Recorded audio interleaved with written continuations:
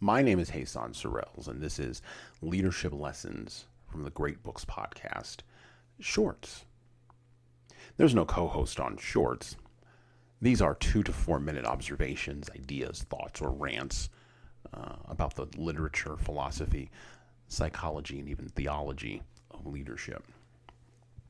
Because listening to me talk about leadership for 2 to 4 minutes is probably better than reading and trying to understand yet another incomprehensible business book. Leaders misunderstand, misdiagnose, and very often misuse, out of ignorance, signs and symbols in the service of power and persuasion. Leaders, like many others, confuse authority with power, confuse competency with authority, and assume that once compliance has been achieved out of followers and obedience, that somehow their persuasion tactics actually worked. There are so many elements to the psychology of persuasion, it isn't even funny.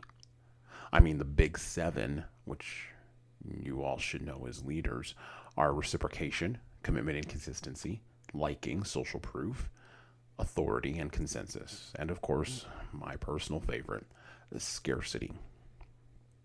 However, leaders tend to be drawn to the forms of persuasion that they like, and they tend to reject the forms of persuasion that they don't. Thus, leaders will lead through charisma and symbols, while other leaders will lead through authority and coercion, and an even smaller group of leaders will lead through competency and mastery and, well, just trying to prove they know how to do the job.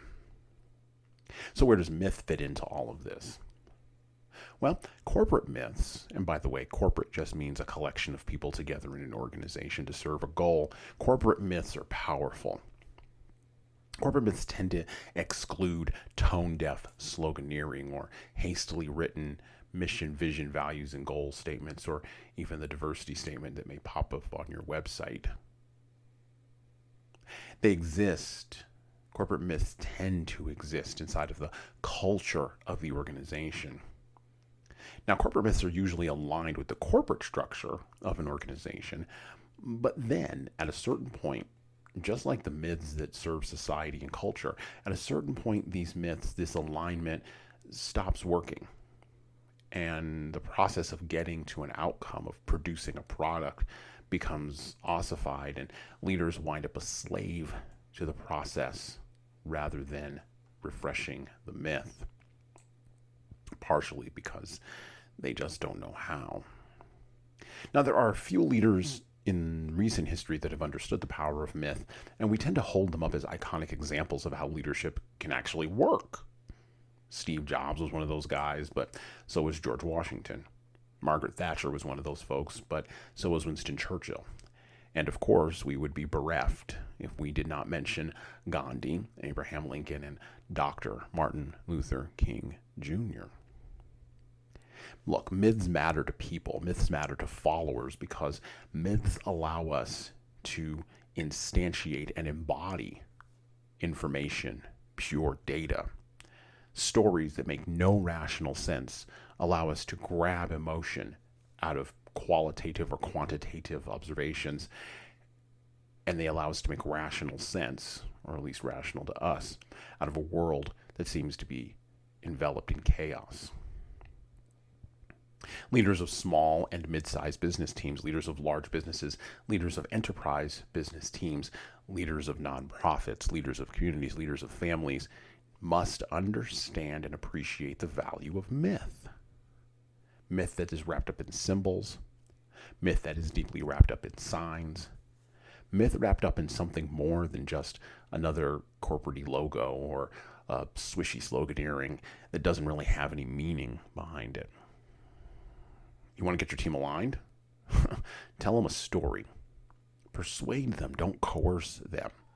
Appeal to their desire, their need for competency and mastery, but also appeal to their emotional beliefs.